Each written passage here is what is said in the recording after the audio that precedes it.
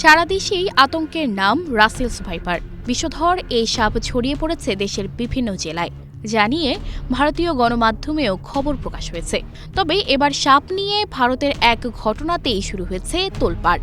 ১.৫ মাসের অন্তত ৫ বার সাপের কামড় খেয়েছেন ভারতের উত্তরপ্রদেশের এক ব্যক্তি।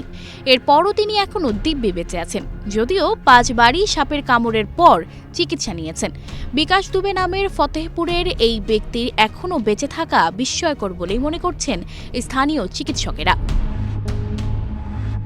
ভারতীয় সংবাদ মাধ্যম বলছে, যেখানেই যান সাপ যেন বিকাশের পিছুই ছাড়ছে না। সাপের উপদ্রবের কারণে বাড়ি ছেড়ে চলে গেছেন অন্য জায়গায়, সেখানেও তাকে সাপে কামড় দিয়েছে।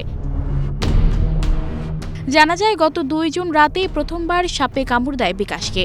সঙ্গে সঙ্গে তাকে একটি বেসরকারি ক্লিনিকে নিয়ে যাওয়া হয়, যেখানে ২ দিন ভর্তি থেকে চিকিৎসা নেন তিনি। সুস্থ হয়ে বাড়ি ফেরেন। এরপর গত ১০ জুন দ্বিতীয়বার সাপে কামড় দেয় বিকাশকে। আগের হাসপাতালে চিকিৎসা শেষে বাড়ি ফেরেন।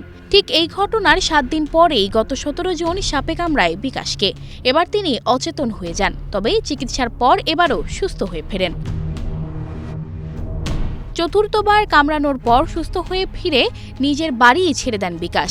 চলে যান এক আত্মীয়ের বাড়িতে। সেখানেও সাপ তার পিছু ছাড়েনি। এভাবে ৫ বার সাপের কামড় খেয়েও বেঁচে যান বিকাশ। বর্তমানে তিনি হাসপাতালে চিকিৎসাধীন রয়েছেন। এমন ঘটনায় গ্রামবাসীরা নানা কথা বলছেন, চিকিৎসকরাও অবাক।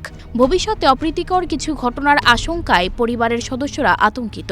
তাদের ধারণা, সাপে হয়তো আবারও বিকাশকে কামড় দেবে। সানজিদা রহমান, প্রবাস খবর।